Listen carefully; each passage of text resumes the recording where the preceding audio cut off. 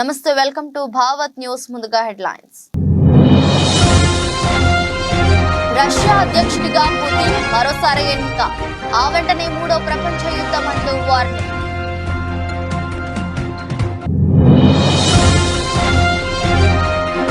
తెలంగాణపై ప్రధాని Modi special focus ఇవాళ జగిత్యాలలో బీజేపీ విజయ సంకల్ప యాత్ర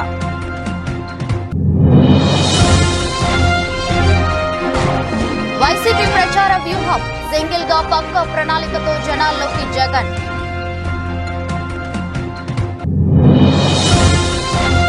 వికసిత్ భారత్ వికసిత్ ఆంధ్రప్రదేశ్ మా లక్ష్యం ప్రజా సంకల్ప యాత్రలో ప్రసంగించిన ప్రధాని మోదీ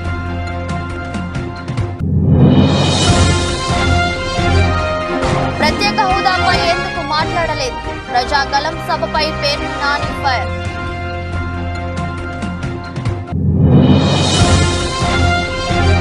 తెలుగు రాష్ట్రాల్లో నేటి నుంచి 10 పరీక్షలు విద్యార్థులకు ఆర్టీసీ బస్సుల్లో ఉచిత ప్రయాణం కల్పించిన ప్రభుత్వాలు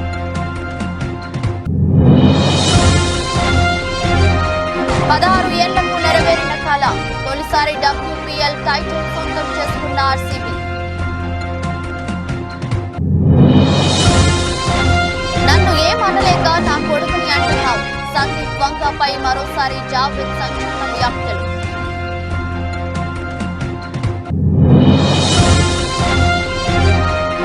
స్టాక్ మార్కెట్ సూచీలు 22,000 వద్ద కొనసాగుతున్న నిఫ్టీ రష్యా అధ్యక్షుడిగా వ్లాదిమిర్ పుతిన్ 87.97% ఓట్లతో విజయం సాధించారు. రష్యాలో 3 రోజుల పాటు పోలింగ్ జరిగింది. మొత్తం 60% పైగా పోలింగ్ శాతం నమోదైంది. అధ్యక్షుడిగా మరోసారి ఎన్నికైన తరువాత పుతిన్ కీలక వ్యాఖ్యలు చేశారు. రష్యా నాటో మిలిటరీ కూటమి మధ్య యుద్ధం జరిగితే మూడో ప్రపంచ యుద్ధం ముప్పు ఉంటుందని హెచ్చరించారు. ఈ యుద్ధాన్ని ఎవరూ కోరుకోవడం లేదని చెప్పారు. ప్రస్తుతం ప్రపంచంలో అన్ని సాధ్యమేనన్నారు. ఉక్రెయిన్ తో రష్యా యుద్ధం చేస్తున్న విషయం తెలిసిందే. దీనిపై చర్చించేందుకు ఫ్రాన్స్ తో పాటు ఇంగ్లాండ్ ను ఎంచుకున్నామని పుతిన్ తెలిపారు.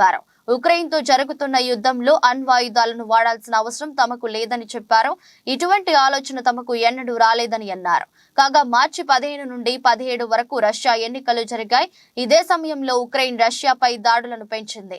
రష్యా సరిహద్దు ప్రాంతాలపై దాడులు జరిగాయి. దీంతో రష్యా మరింత ఆగ్రహంగా ఉంది. Okay, maybe we'll get some final questions. Ну хорошо. Я имел в виду молодого человека, но пускай. Okay, I was talking about you. Okay, maybe the lady.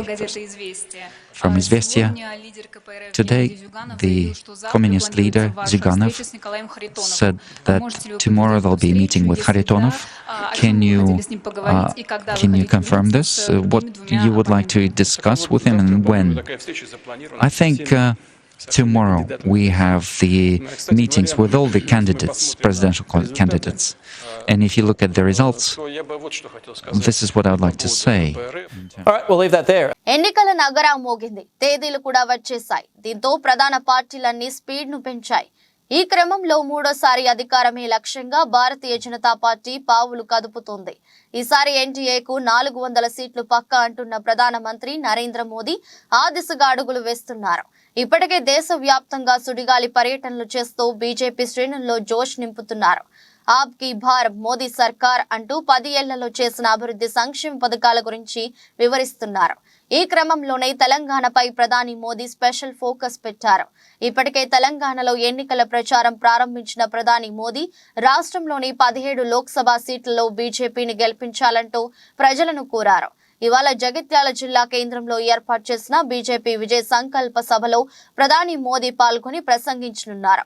Nizamabad, Karimnagar, Peddapalli MP అభ్యర్థులకు మద్దతుగా తెలంగాణ బీజేపీ జగిత్యాలలో భారీ బహిరంగ సభను ఏర్పాటు చేసింది.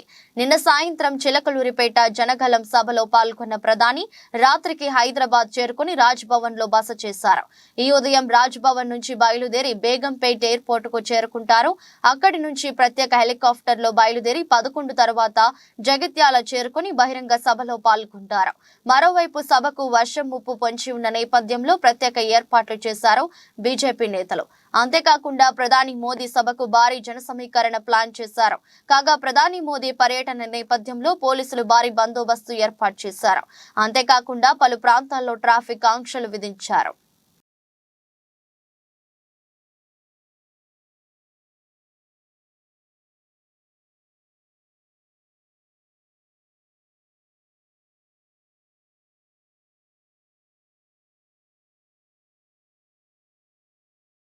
ఎన్నికల షెడ్యూల్ వచ్చిన తర్వాత ఏపీలో పొలిటికల్ హీట్ మరింత పెరిగింది. ఓవైపు ప్రతిపక్షాలు కూటమి కడితే మరోవైపు సింగిల్ గా పక్కా ప్రణాళికతో జనాల్లోకి వెళ్తున్నారు వైసీపీ అధినేత సీఎం జగన్. ఇందులో భాగంగా ఇప్పటికే అభ్యర్థులను ప్రకటించారు. ఇప్పుడు ఎన్నికల ప్రచారాన్ని మరింత హోరెత్తించనున్నారు వైసీపీ బాస్. దేశంలోనే బెస్ట్ సీఎం అవుతా, రాష్ట్రానికి 30 ఏళ్లు ముఖ్యమంత్రిగా ఉండాలి. ఇవి జగన్ అధికారం చేపట్టినప్పుడు చెప్పిన మాటలు. ఇప్పుడు 5 ఏళ్ల పాలన తర్వాత జగన్ ఎన్నికలను ఎదుర్కొంటున్నారు. దీంతో వైసీపీకి ఎలక్షన్లు అత్యంత కీలకంగా మారాయి. 5 ఏళ్ల పాలన తర్వాత జరుగుతున్న ఎన్నికలు కావడంతో ఇది పరీక్షా కాలంగా వైసీపీ భావిస్తుంది. వై నాట్ 175 నినాదాన్ని బలంగా తీసుకుని వెళ్లడంతో పాటు ఈ 5 ఏళ్లలో చేసిన అభివృద్ధి సంక్షేమాన్ని ప్రజలకు వివరించనున్నారు వైసీపీ నేతలు. జగన్ సింగిల్ గా సిద్ధమంటుంటే ప్రతిపక్ష పార్టీలు టీడీపీ, బీజేపీ, జనసేన కూటమిగా మారి వైసీపీపై యుద్ధానికి దిగుతున్నారు. ఓవైపు చంద్రబాబు, మరోవైపు పవన్ తో పాటు బీజేపీ కూటమిలో ఉండడంతో ఎన్నికలు పోటాపోటీగా ఉంటాయని విశ్లేషకులు చెబుతున్నారు. ఇలాంటి పరిస్థితుల్లో ఈ ఎన్నికలు జగన్ కు మరింత కీలకంగా మారాయి. 5 ఏళ్ల పాలనకు ప్రజలు ఎన్ని మార్కులు వేస్తారో వేచి చూడాలి. జగన్ మానమ్మకం నువ్వే జగన్, నిన్నే జగన్, నిన్నే జగన్, మేం నమ్ముతాం నిన్నే జగన్. మానమ్మకం నువ్వే జగన్, మేం నమ్ముతాం నిన్నే జగన్. మానమ్మకం నువ్వే జగన్, మేం నమ్ముతాం నిన్నే జగన్. నువ్వే జగన్, నువ్వే జగన్, మానమ్మకం నువ్వే జగన్, నిన్నే జగన్, నిన్నే జగన్, మేం నమ్ముతాం నిన్నే జగన్. కేంద్రంలో ముచ్చటగా మూడోసారి ఎన్డీఏ ప్రభుత్వం అధికారంలోకి రాబోతున్నట్టు భారత ప్రధాని నరేంద్ర మోదీ అన్నారు. టీడీపీ, జనసేన, బీజేపీ ఆధ్వర్యంలో బొప్పూడిలో నిర్వహించిన ప్రజాగళం బహిరంగ సభలో ప్రధాని మోదీ ముఖ్య అతిథిగా పాల్గొన్నారు. లోక్సభ ఎన్నికల షెడ్యూల్ ప్రకటించిన మరునాడే ప్రధాని నరేంద్ర మోదీ పల్నాడు జిల్లాలో జరిగిన భారీ ర్యాలీలో ఆయన ప్రసంగించారు. అభివృద్ధి చెందిన భారతదేశానికి ఓటు వేయాలని ప్రధాని మోదీ పిలుపునిచ్చారు. రాష్ట్రంలోని జగన్ ప్రభుత్వం, కాంగ్రెస్ పార్టీ ఒకటేనని అభివర్ణించారు. జనం దృష్టి మరల్చేందుకు రెండు పార్టీ ప్రయత్నిస్తున్నా అభివృద్ధికి ఆటంకం కలిగిస్తున్నారని ప్రధాని మోదీ అన్నారు. ఈ రోజు నుండి అసలు ప్రజాస్వామ్యం ప్రారంభమైందని ప్రధాని అన్నారు. ప్రజాస్వామ్యాన్ని స్వాగతించాలని పిలుపునిచ్చారు. సభకు హాజరైన వారందరి చేత మొబైల్లోని ఫ్లాష్ ని ఆన్ చేసి వేడుకకు స్వాగతం పలకాలని ప్రధాని మోదీ అభ్యర్థించారు. ఈ భారీ జనసముద్రం ఢిల్లీకి కూడా సందేశం ఇస్తుందన్న ప్రధాని ఆంధ్రప్రదేశ్లోని ప్రతి ఇంటికి సందేశం ఇస్తుందన్నారు. ఎన్నో ఏళ్ల తరువాత ఆంధ్రప్రదేశ్లో ఎన్డీఏ మిత్రపక్షాల బహిరంగ సభ జరగడం ఇదే తొలిసారి. ఈ ర్యాలీలో ప్రధాని మోదీతో పాటు టీడీపీ అధినేత చంద్రబాబు నాయుడు, జనసేన అధినేత పవన్ కళ్యాణ్ పాల్గొన్నారు. కోటప్పకొండ దగ్గర బ్రహ్మ, విష్ణు, మహేశ్వరుల ఆశీర్వాదంతో జనంలోకి వచ్చి చెప్పిన ప్రధాని మోదీ జగన్ పార్టీ, కాంగ్రెస్ పార్టీలపై విరుచుకుపడ్డారు. వైసీపీ, కాంగ్రెస్ పార్టీలు వేరు కాదన్న ప్రధాని మోదీ ఈ రెండు ఒకటే అన్నారు. ఒకే కుటుంబానికి చెందిన వారు రెండు పార్టీలను నడుపుతున్నారు. ప్రభుత్వంపై కోపంగా ఉన్నవారు ఎన్డీఏ లాభపడకుండా కాంగ్రెస్ వైపు వెళ్తున్నారన్నారు. साथियों, आंध्र प्रदेश के लोग इस चुनाव में दो बड़े संकल्प लेकर के आगे बढ़ रहे हैं। पहला, लोगों ने तय कर लिया है कि वो दिल्ली में एनडीए सरकार को वापस लाकर रहेंगे। दूसरा, यहां के लोग राज्य सरकार से इतना आक्रोशित है कि उसे हटाने का मन बना चुके हैं। यहां राज्य सरकार के मंत्रियों में एक दूसरे से ज्यादा भ्रष्टाचार करने का कंपटीशन चल रहा है। आंध्र प्रदेश के लोग देख रहे हैं कि राज्य के तेज विकास के लिए जिस सकारात्मक वातावरण को बढ़ाने की जरूरत थी, उसे पिछले 5 साल में यहां धक्का लगा है। आंध्र प्रदेश के लोगों ने देश के विकास के लिए, आंध्र प्रदेश के विकास के लिए पूरी सकारात्मकता के साथ वोट देने का निर्णय ले लिया है। తెలుగు రాష్ట్రాల్లో 10వ తరగతి పబ్లిక్ పరీక్షలు నేటి నుంచి ప్రారంభం కానున్నాయి. ఆంధ్రప్రదేశ్లో ఈ నెల 30 వరకు జరిగే పరీక్షల కోసం రాష్ట్ర వ్యాప్తంగా 3473 పరీక్షా కేంద్రాలను సిద్ధం చేశారు. ప్రధాన పరీక్షలు మార్చి 28తో ముగియనుండగా మరో 2 రోజులు ఓరియంటల్, ఒకేషనల్ పరీక్షలుంటాయి. పరీక్షల నిర్వహణకు అవసరమైన అన్ని ఏర్పాట్లను పాఠశాల విద్యాశాఖ ఇప్పటికే పూర్తి చేసింది. 2023-24 విద్యా సంవత్సరానికి గాను మొత్తం 6,23,092 మంది విద్యార్థులు ఈ పరీక్షలకు హాజరు కానున్నారు. వీరిలో 3,17,939 మంది బాలురు, 3,05,153 మంది బాలికలు ఉన్నారు. గతేడాది ఉత్తీర్ణత సాధించలేక తిరిగి ప్రవేశం పొందిన వారు 1,02,528 మంది, ఓరియంటల్ విద్యార్థులు 1,562 మంది వరకు ఉన్నారు. 10వ తరగతి పరీక్షలకు హాజరయ్యే విద్యార్థులు హాల్ టికెట్ చూపిస్తే సెంటర్లకు ఆర్టీసీ బస్సులు ఉచిత రవాణా చేయవచ్చని విద్యాశాఖ ప్రకటించింది. మార్చి 18 నుంచి మార్చి 30 వరకు ఆయా తేదీల్లో ఉదయం 9:30 నుంచి మధ్యాహ్నం 12:15 వరకు పరీక్షలు నిర్వహిస్తారు. పరీక్షా కేంద్రంలోకి ఈ ఉదయం 8:45 నుంచి విద్యార్థులను అనుమతిస్తారు. ప్రత్యేక సందర్భాల్లో మరో 30 నిమిషాల వరకు విద్యార్థులను పరీక్షా కేంద్రాల్లోకి అనుమతిస్తారు. ఎలాంటి అవాంఛనీయ సంఘటనలు జరగకుండా, చోటు చేసుకోకుండా పకడ్బందీగా ఏర్పాట్లు చేశారు. పరీక్షల పర్యవేక్షణకు చీఫ్ సూపరింటెండెంట్లు 3,473 మంది, డిపార్ట్మెంటల్ అధికారులు 3,473 మంది, ఇన్విజిలేటర్లు 35,119 మందిని నియమించారు. అలాగే 156 ఫ్లయింగ్ స్క్వాడ్స్, 682 సిట్టింగ్ స్క్వాడ్స్ ను కూడా నియమించారు. సమస్యాత్మక పరీక్షా కేంద్రాల్లో 130కి పైగా కేంద్రాల్లో సీసీ కెమెరాలతో పాటు అదనంగా సిట్టింగ్ స్క్వాడ్స్ ను ఏర్పాటు చేశారు.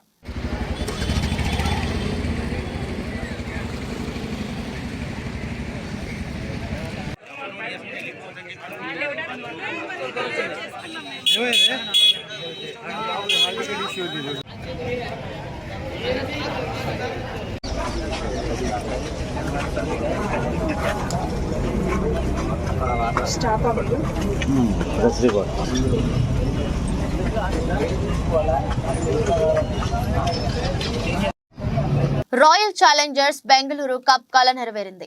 సమిష్టి ప్రదర్శనతో సత్తా చాటుతూ ఆర్సీబీ WPL టైటిల్ ను తొలిసారి సగర్వంగా ముద్దాడింది.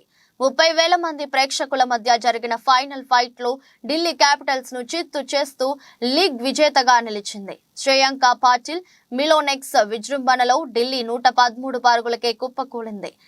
షఫాలి వర్మ మినహా అందరూ ఘోరంగా విఫలమయ్యారు. స్వల్ప లక్ష్య ఛేదనలో ఎలిస్ పెర్రీ, సోఫీ డివైన్ రాణించడంతో ఆర్సీబీ అలవోకగా విజయాన్ని అందుకుంది. మొత్తంగా ఈ సాలా కప్ నమదే అన్న స్లోగన్ ను ఆర్సీబీ అమ్మాయిలు చేతుల్లో చూపెట్టగా ఇక అబ్బాయిల వంతు మిగిలింది. మహిళల ప్రీమియర్ లీగ్ లో రాయల్ ఛాలెంజర్స్ బెంగళూరు ఛాంపియన్ గా నిలిచింది. టైటిల్ ఫైట్ లో నిలిచిన తొలిసారి టైటిల్ ను దక్కించుకుంది.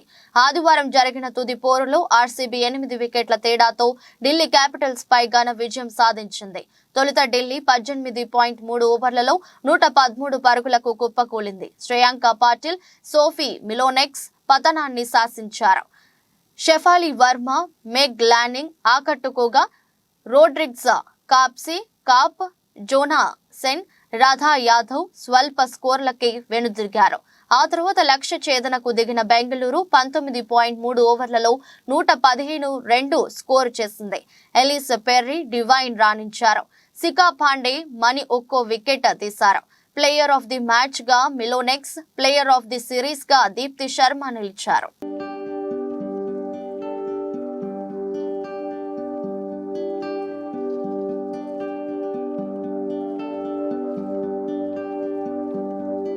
డైరెక్టర్ సందీప్ వంగ ఇటీవల యానిమల్ సినిమాతో భారీ విజయం సాధించిన సంగతి తెలిసిందే.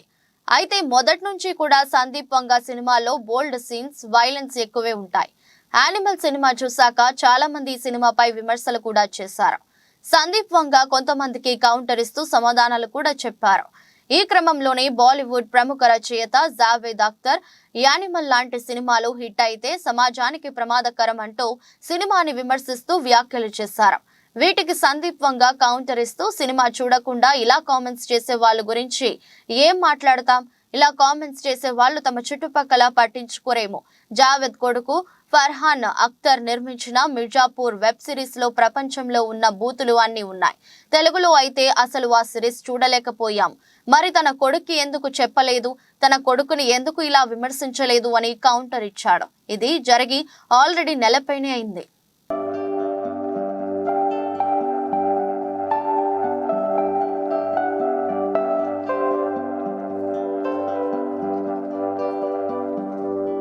అంతర్జాతీయ మార్కెట్లలోని మిశ్రమ సంకేతాల మధ్య దేశీయ స్టాక్ సూచీలు సోమవారం నష్టాలతో ప్రారంభమయ్యాయి. కొనుగోళ్లు మద్దతుతో కాసేపటికే పుంజుకొని ఫ్లాట్ గా మారాయి. ఉదయం 9:20 సమయంలో సెన్సెక్స్ 4 పాయింట్ల స్వల్ప లాభంతో 72,647 వద్ద ట్రేడ్ అవుతుంది. నిఫ్టీ 15 పాయింట్లు కుంగి 22,007 దగ్గర కొనసాగుతుంది. డాలర్ తో పోలిస్తే రూపాయి మారకం విలువ 82.84 వద్ద ప్రారంభమైంది. సెన్సెక్స్ 30 సూచీలో M&M, NTPC, Tata Steel, HCL Tech, Reliance, Axis Bank షేర్లు లాభాల్లో ట్రేడ్ అవుతున్నాయి. Power Grid, Asian Paints, Maruti Infosys, Tata Motors, Titan, Nestle India, SBI, ICICI బ్యాంక్, HUL షేర్లు నష్టాల్లో కొనసాగుతున్నాయి. అమెరికా మార్కెట్లు శుక్రవారం నష్టాలతో ముగిశాయి. నేడు ఆసియా పసిఫిక్ ప్రధాన సూచీలు సానుకూలంగా ట్రేడ్ అవుతున్నాయి. ఈ నెల 19, 20 తేదీల్లో జరగనున్న అమెరికా ఫెడరల్ రిజర్వ్ సమావేశాలు ఈ వారం మన మార్కెట్లకు కీలకం కానున్నాయి. వడ్డీ రేట్ల కోతలకు సంబంధించి చేసే వ్యాఖ్యలపై మదుపర్లు దృష్టి సారించే అవకాశం ఉంది.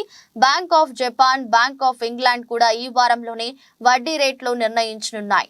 అంతర్జాతీయ మార్కెట్లో బ్యారెల్ బ్రెంట్ చమురు ధర $85.63 వద్ద ట్రేడ్ అవుతుంది. విదేశీ సంస్థాగత మదుపర్లు శుక్రవారం నికరంగా 848.56 కోట్ల విలువ చేసే షేర్లను కొనుగోలు చేశారు. దేశీయ సంస్థాగత మదుపర్లు 682.26 కోట్ల స్టాక్స్ ను విక్రయించారు.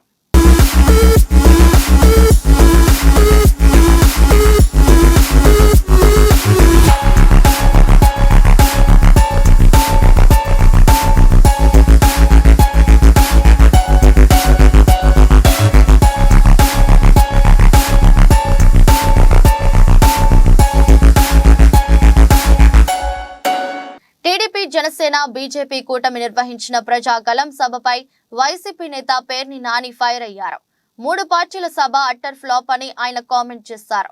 3 పార్టీల ఉమ్మడి సభ జనం లేక వెలవెలబోయిందన్నారు. బీజేపీ, టీడీపీ, జనసేన ఎందుకు కలిశాయో చెప్పాలని పేర్ని నాని ప్రశ్నించారు. ప్రధాని మోదీని బతిమిలాడి మరి చంద్రబాబు పొత్తు కుదుర్చుకున్నారని ఆయన అన్నారు. లోపాయకారి ఒప్పందాలు ఎందుకోసం, ఎవరి కోసం అని నిలదీశారు. దేశ ప్రధాని మైకు ముందు పావు గంట సేపు నిలుచున్నారన్న పేర్ని నాని సభను జరుపుకోవడమే మీకు చేత కాదు అని విమర్శించారు. ఇది దేశ ప్రధానిని అవమానపరిచినట్లే అని అన్నారు. అమరావతి, పోలవరం అవకతవకలపై విచారణ జరిపిస్తామన్నారు. ఇదేనా మీ నిబద్ధత అని ప్రధాని మోదీని ప్రశ్నించారు పేర్ని నాని. మీ ముగ్గురు కలిసి ప్రత్యేక హోదా ఇస్తారా, ఇవ్వరా అని ఎందుకు చెప్పలేదని పేర్ని నాని అడిగారు. 3 పార్టీల సభలో పోలవరం ప్రస్తావనే లేదన్నారు. స్టీల్ ప్లాంట్ ను ఉంచుతారా లేక అమ్ముతారా ఎందుకు చెప్పలేదని ప్రశ్నించారు. వైసీపీ, కాంగ్రెస్ ఒక్కటేనని మోదీ అంటున్నారు. ఎవరైనా నమ్ముతారా అని అన్నారు. మోదీ పక్కనున్న వాళ్ళంతా గజ దొంగలు. చంద్రబాబు కోసం పనిచేసే వాళ్ళు మీ పక్కనున్నారు. ఆలయాలను ధ్వంసం చేసిన వారి పక్కన మోదీ కూర్చోవడం ఏంటి? విభజన హామీలనే పట్టించుకొని మోదీ కొత్త హామీలు ఇస్తారా? పగలు మోదీ, చీకట్లో రాహుల్ తో చేతులు కలిపే వ్యక్తి చంద్రబాబు. ఎన్టీఆర్ కు భారతరత్న ఎందుకు ఇవ్వలేదు? గతంలో మోదీని చంద్రబాబు తిట్టారు. ఇప్పుడు అదే చంద్రబాబు మోదీని పొగిడారు. చంద్రబాబులో ఈ మార్పునకు కారణం ఏంటి? ఈ పొత్తులు, ఒప్పందాలు రాష్ట్రానికి అవసరం లేదు. గతంలో చంద్రబాబుకు ఓటు వేయొద్దని ఎన్టీఆర్ చెప్పారు. జగన్మోహన్ రెడ్డి గారు పాల్గొన్నటువంటి 4 సిద్ధం సభల్లో ఈ రాష్ట్ర ప్రజలు, అలాగే వైఎస్ఆర్ కాంగ్రెస్ పార్టీ జెండా మోసేటువంటి ప్రతి కార్యకర్త మళ్ళీ జగన్మోహన్ రెడ్డి గారి పరిపాలనే ఎందుకు కావాలి, ప్రజలు ఎందుకు ఓటేయాలి అనేది తేటతెల్లం చేస్తే, ఈ 5వ సిద్ధం సభ అయినటువంటి చిలకలూరుపేట సభలో మోడీ గారు కానీ, చంద్రబాబు నాయుడు గారు కానీ, లేదా పవన్ కళ్యాణ్ గారు కానీ అసలు ఈ రాష్ట్రానికి వారేం చేయదలుచుకున్నారు, వాళ్ళ ముగ్గురు యొక్క అవకాశవాద కూటమికి ఓటేస్తే అసలు ప్రజలు ఎందుకు ఓటేయాలి, ఓటేస్తే వారు ఏం చేస్తారు వారు ముగ్గురు కలిసి రాష్ట్రానికి? అలాగే 2014లో వీళ్ళ ముగ్గురు కలిసి పవన్ కళ్యాణ్ గారు కూడా చెప్పారు, వెంకన్న బాలాజీ తిరుపతి బాలాజీ ఆశీస్సులతో మా కలయిక గొప్ప కలయిక అయింది అని చెప్పారు. మరి 2019లో ఈ పాచిపోయిన లడ్లు ఇవాళ చిలకలూరుపేట సభకి ఎలా తాజా లడ్లుగా మారినాయో పవన్ కళ్యాణ్ గారు చెప్పాడా ఈ రాష్ట్ర ప్రజలకి? పాచిపోయిన లడ్లు 5 ఏళ్లు మారేప్పటికీ ఎలా చిలకలూరుపేట అంటే కాకినాడ నుంచి 5 ఏళ్ల క్రితం కాకినాడలో పాచిపోయిన లడ్లు చిలకలూరు 5 ఏళ్లు గడిచిన తర్వాత ఈ చిలకలూరుపేట సభకు వచ్చేప్పటికీ ఎలా తాజాగా మారినాయి, ఎంత రుచిగా ఉన్నాయి, ఎందుకు రుచిగా మారినాయి చెప్పలేదు. అలాగే భారతదేశానికి ఒక దుర్మార్గమైనటువంటి పరిపాలకుడు, ఒక నియంత, భారతదేశానికి ఒక టెర్రరిస్ట్ లాంటి నరేంద్ర మోడీ అన్నటువంటి నరేంద్ర మోడీ ఇవాళ చంద్రబాబు నాయుడు గారికి 5 ఏళ్లు తిరిగేప్పటికీ ఎలా భారతదేశాన్ని ఉద్ధరించే నాయకుడిగా మోడీ మారాడో, ఆంధ్ర రాష్ట్ర ప్రజలు మోడీ గారి నాయకత్వానికి ఎందుకు ఓటేయాలో, వారు ముగ్గురు కలిసినటువంటి అవకాశవాద కూటమికి ఎందుకు ఓటేయాలో, వారికి ఓటేస్తే ఈ రాష్ట్రానికి వచ్చేటువంటి మేళ్ళేంటి చంద్రబాబు చెప్పలేదు. అంటే నన్ను క్షమించు మోడీ, నన్ను క్షమించు మోడీ, అన్యదా శరణం నాస్తి, నన్ను జగన్ నుంచి కాపాడేవాడు ఎవడో లేడు, పవన్ కళ్యాణ్ నమ్ముకుంటే పవన్ కళ్యాణ్ నన్ను కాపాడలేకపోతున్నాడు, నువ్వు తప్పితే నన్ను జగన్ నుంచి కాపాడదాకా ఎవడూ దొరకట్లేదు, అన్యదా శరణం నాస్తి. పార్లమెంట్ ఎన్నికల నేపథ్యంలో మల్కాజ్గిరి పార్లమెంట్ నియోజకవర్గ స్థాయి సమావేశం బోయిన్పల్లిలో క్యాంపు కార్యాలయంలో మల్కాజ్గిరి పార్లమెంట్ ముఖ్య నేతలతో ఏర్పాటు చేశారు. బీఆర్ఎస్ పార్టీ ఎంపీ అభ్యర్థి గెలుపుకు కార్యాచరణ రూపొందించడం జరిగింది. ఈ సమావేశంలో LB Nagar MLA Sudheer Reddy, Uppal MLA Bandari Lakshmareddy, Kukatpally MLA Madhavaram Krishnarao, Quthbullapur MLA Vivekanand Goud, Malkajgiri MLA Marri Rajasekhar Reddy, ఎమ్మెల్సీలు సంబిపూర్ రాజు, నవీన్ రావు, దయానంద్ గుప్తా, మేడ్చల్ నియోజకవర్గం బీఆర్ఎస్ పార్టీ ఇన్ఛార్జ్ మహేందర్ రెడ్డి పాల్గొన్నారు.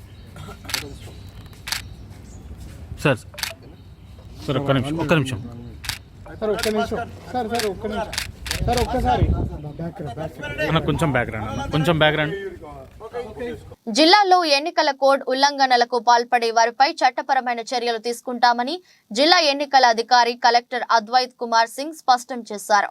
మహబూబాబాద్ జిల్లా కేంద్రంలోని కలెక్టరేట్ సమావేశ మందిరంలో భారత ఎన్నికల కమిషన్ ఎన్నికల షెడ్యూల్ విడుదల చేసిన నేపథ్యంలో ఏర్పాటు చేసిన మీడియా సమావేశంలో కలెక్టర్ మాట్లాడుతూ, నోటిఫికేషన్ వెలువడిన వెంటనే ప్రవర్తన నియమావళి అమలులోకి వచ్చిన నేపథ్యంలో ఎన్నికలు ప్రశాంతంగా ముగిసేందుకు సిబ్బంది సమన్వయంతో పనిచేయాలని కోరారు.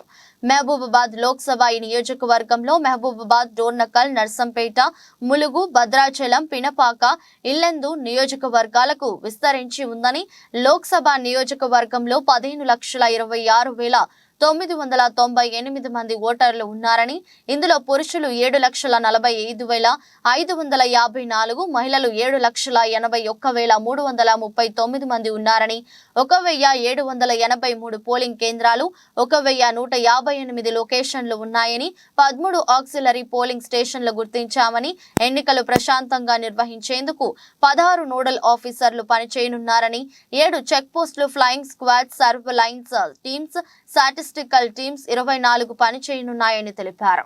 Date మనకు 18th April 2024. Last date of filing of nominations is April 25, 25th April. Scrutiny of nominations 26th April. Last date for withdrawal of candidature 29th April. Date of poll 13th May. Counting of votes on 4th June. So, Mahbubabad Jilla to Patu, Mahbubabad is also the parliamentary constituency. So ఈ క్రమంగా Mahabubabad parliamentary కాన్స్టిట్యున్సీకి సంబంధించిన మనకు 7 assembly segments ఉన్నాయి. 101 Dornakal, 102 Mahabubabad. Boduppal municipal corporation లోని 2వ division లో గల మేకల మండిలో గత 10 రోజుల నుండి ఘోరంగా దుర్వాసనతో చెంగిచెర్ల ప్రజలు మరియు 50 కాలనీలో ఉన్న ఈ ప్రదేశంలో మేకల మండి నుంచి వచ్చే దుర్వాసనకు ప్రజలు ఎంతో ఇబ్బంది పడుతూ స్కూల్ పిల్లలు గాని ప్రజలు గాని అన్నం తినలేక విరోచనాలు అవుతున్న సందర్భంగా ప్రజలందరూ కలిసి 1వ డివిజన్ కార్పొరేటర్ బెంగి జంగా యాదవ్ గారికి ఈ సమస్యను పరిష్కరించాలని కోరుకుంటూ వచ్చిన సందర్భంగా కార్పొరేటర్ బెంగి జంగయ్య ఆధ్వర్యంలో ఈ రోజు పెద్ద ఎత్తున గ్రామ ప్రజలతో మేకల మండి దగ్గర నిరసన కార్యక్రమం జరపడం జరిగింది. ఈ మేకల మండిలో సదుపాయాలు సరిగ్గా లేక మేకల బొక్కలు మరియు ఆవుల బొక్కలతో నూనె తయారు చేస్తున్నారని తెలిసిన ఎడల దానిని సందర్శించడం జరిగిందని మేకల మండి యాజమాన్యం దాని దగ్గర పోకుండా అడ్డుకున్నారు. ఈ దుర్వాసనతోని ఈ మండితోని విపరీతమైన వాసన ప్రజలందరూ పేద ప్రజలు ఎక్కడెక్కడి నుంచో వచ్చి ఈ ప్రాంతాల్లో ప్లాట్ కొనుక్కొని ఇల్లు కట్టుకొని నివసిస్తున్న చిన్న చిన్న ఉద్యోగాలు చేసుకుంటున్న వ్యక్తులు ఇలా ఈ వాసన చూసి ఈ ప్రాంతం నుంచి అమ్ముకొని పోవడానికి కారకులు ఈ సలీం సామ్రాజ్యాన్ని కూలగొట్టాలంటే ఈ సలీం చేసింది ఏమి విధి లేదు. ఈడ దోసుకోవాలి, దాచుకోవాలి. పేద ప్రజలని మొత్తం మోసం చేసి పోలీస్ స్టేషన్ కంప్లైంట్ చేసినాము, ఎన్నిసార్లు ధర్నాలు చేసినాము, నిమ్మకు నీరెత్తినట్లేదు. సలీం సామ్రాజ్యాన్ని మరి ఇలా చెంగిచెల్ల గ్రామ ప్రజలందరూ 50,000 ప్రజలందరూ ముక్క ఖండంతో ఖండిస్తున్నాము.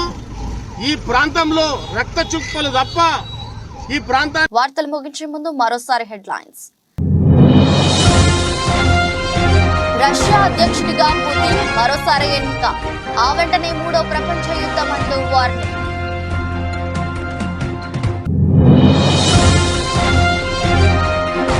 తెలంగాణపై ప్రధాని మోదీ స్పెషల్ ఫోకస్, ఇవాళ జగిత్యాలలో బీజేపీ విజయ సంకల్ప యాత్ర.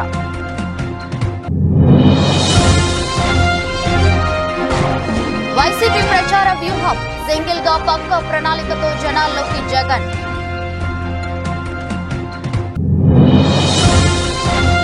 వికసిత్ భారత్, వికసిత్ ఆంధ్రప్రదేశ్ మా లక్ష్యం, ప్రజా సంకల్ప యాత్రలో ప్రసంగించిన ప్రధాని మోదీ.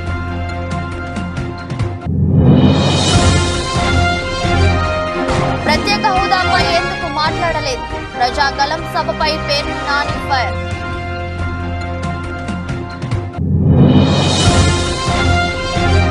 తెలుగు రాష్ట్రాల్లో నేటి నుంచి 10 పరీక్షలు, విద్యార్థులకు ఆర్టీసీ బస్సుల్లో ఉచిత ప్రయాణం కల్పించిన ప్రభుత్వాలు.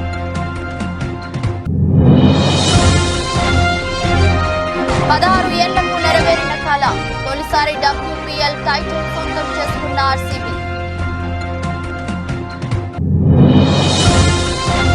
నన్ను ఏమనలేక నా కొడుకుని అంటున్నావు, సందీప్ వంగపై మరోసారి జావేద్ సంచలన వ్యాఖ్యలు.